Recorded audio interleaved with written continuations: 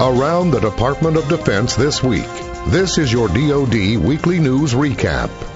The Carolinas brace as Florence rolls through. I'm Petty Officer Jen LeBron. Hurricane Florence made landfall Friday and has slowed down since it's moved inland. The National Hurricane Center warns residents of life-threatening storm surge along the coasts and catastrophic flash and river flooding through early next week. Damaging hurricane-force winds and large swells will continue through the weekend. More than 7,000 service members are all at the ready to support in response and recovery efforts. The same capabilities that make the U.S. Armed Forces so powerful in combat lend themselves extraordinarily well to disaster relief. And we are ready and able to support FEMA and state and local officials in situations where unique capabilities are required to assist our communities. The U.S. Army is standing by to assist the Federal Emergency Management Agency and those affected by the hurricane. Approximately 20 Army helicopters and 240 high-water vehicles from 6 military installations are on standby for search and rescue, material and personnel transport, supply distribution, and patient movement. Fort Bragg in North Carolina is assisting FEMA as a staging area, and Fort Lee in Virginia has 105 ambulances ready to support as requested.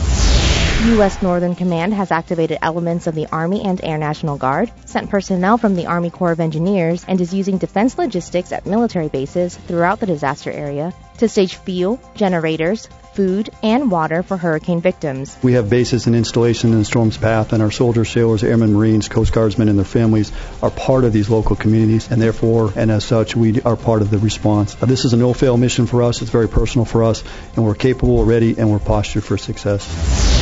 And as we end this week with an outpouring of unity on the East Coast, we also joined as a nation earlier this week to honor and remember the victims of the terrorist attacks on September 11, 2001.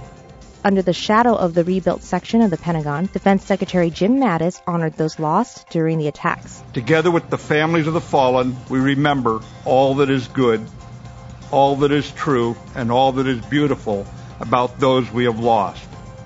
And if we remember them, if we honor them by living as they would have us live, if we in the Department of Defense do our best every day to protect America's promise to the world, then we keep our promise to them and to ourselves and to future generations.